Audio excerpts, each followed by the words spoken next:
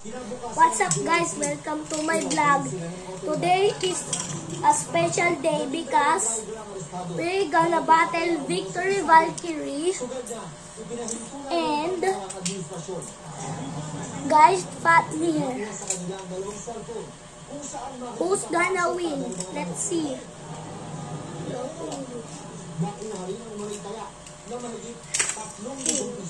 Nabugat ang operasyon dahil sa sumbong na nakarating sa LCR Police Office na may mga PUV driver sa pilahan sa PITX na sobra-sobra raw kung maningil sa kanilang mga pasahero kapag natatalo sa online gambling gaya ng isabong. Kapag nasusunod na ng mga super sa kanilang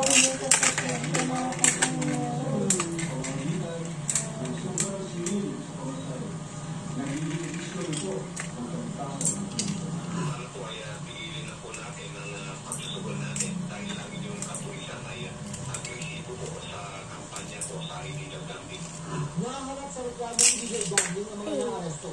Ipagkuhan tayo nito. Kasi meron siya. Nakakasaya ka naman.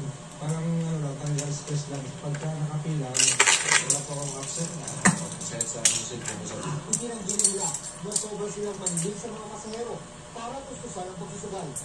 May tao sila. Kaya hindi ko dapat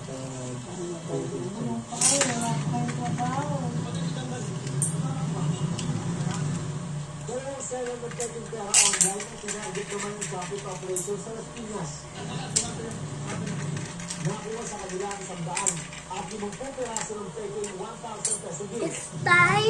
It's time to know this allowed mode. Ikinasa ang operasyon dahil sa Look guys. na magbebenta online ng mga suspect. How to do know this allowed mode? You see the teeth?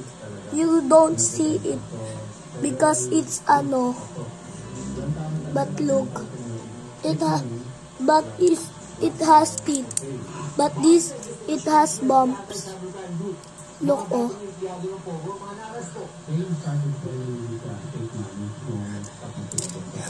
Like this. Or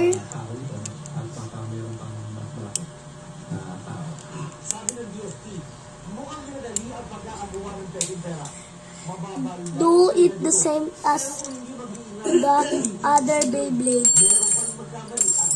You cannot do this with unburstable Beyblades. No teeth.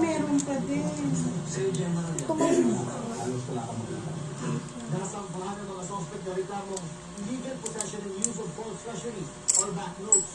Bagay ng Cybercrime Prevention Act of 2012. Interview nila ang kanila ang mga peking pera.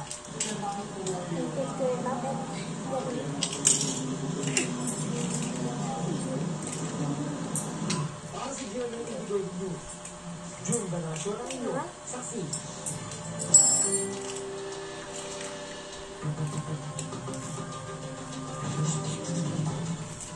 Inilagay sa restricted duty ang 15 pulis na isinasakot sa pagkawala ng mga sabungero ayon sa Justice Secretary.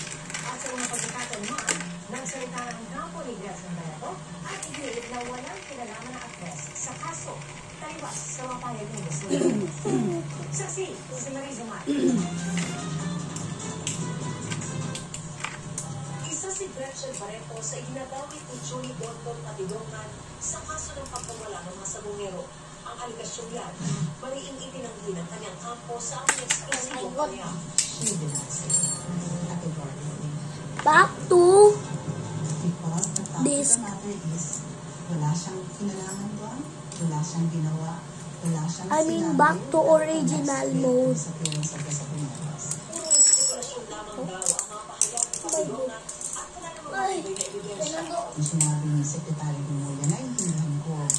Nang itinirang niya sabihin na I have a fact. I had a fact. Did you know me? Because I'm a Filipino YouTuber. Because I have 70 subscribers, I guess. Based sa sinabi ng whistleblower, wala siyang nakita, wala siyang nakitang ginawa o wala siyang nakitang sinabing si Gretchen Barreto. This is the original one. Anything. And his allegations against Ms. Barreto is based on speculation na dapat involved siya dahil siya ay malapit kay Mr. Atong. Ang tama ba yun? Also, Ang speculation ay hindi. tell me how to do the high mode one. Because I cannot They are business. do the high mode one. They are business partners. Posible ang nadadamot lang si Barreto dahil isa siyang investor at alpha member sa isa mong Alpha, grabe naman. Ibang investors. Bakit yung mga ibang tao? Bakit si Ms. Gretchen? Kasi kilala siya. At siguro, mas pakikinggan yung whistleblower kung banggitin niya ang pangalan ni Ms. Gretchen Barreto. Remember, there were at least 3 Senate hearings and a Senate report was submitted in May of 2022, if I'm not mistaken.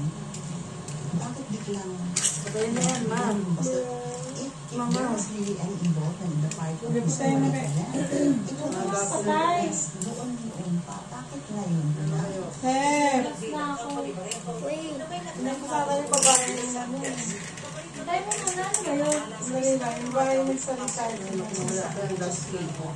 Pakipag-usap ka na, for your benefit, makipag-deal ka na. And you mentioned that you think that the whistleblower is part of it. I think mas Did you know, guys? If I fusion this, also connected to the whistleblower. guys, partly with Victory Valkyrie, it's now a stamina type. Watch. And this is now an attack type. Just watch, guys. Because in June 14, 2025, I got this, but not a spin steel one. It's just a with launcher like this. Like this. Bruh. Doon sila, kasama sila sa meeting. Kasama siya sa tumayag na walain yung mga sabongero. This, like this. Si Gretchen Barreto, Tumasang kamay, ano yung sabihin nun? The launcher of Victory Valkyrie is now broken. Because I screwed it. Gretchen Barreto,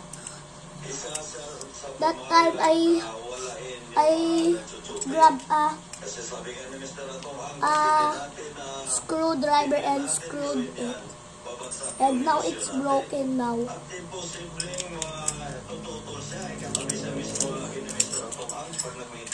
meron ka ba bang ibang ebidensya kay Gretchen?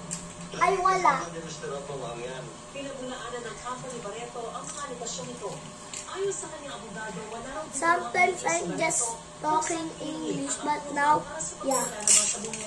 Inimbento lamang daw ang kwento. So it's obvious related embellishment.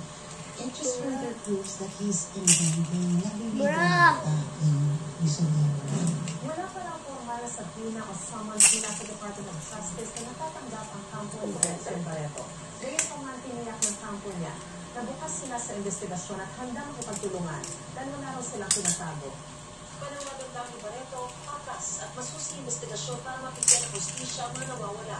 She prays for her soul that will give justice guys, to watch. the Sabanero and their families. Kanyang hope is that there is a thorough investigation, and she shares the desire of the Sabangeros, their families. If you are in America, then I don't have a stadium, so I'm gonna use this now.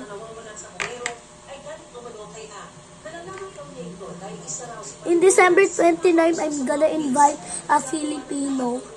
All of the Filipino. All of my classmates in Jollibee. My friends in the church.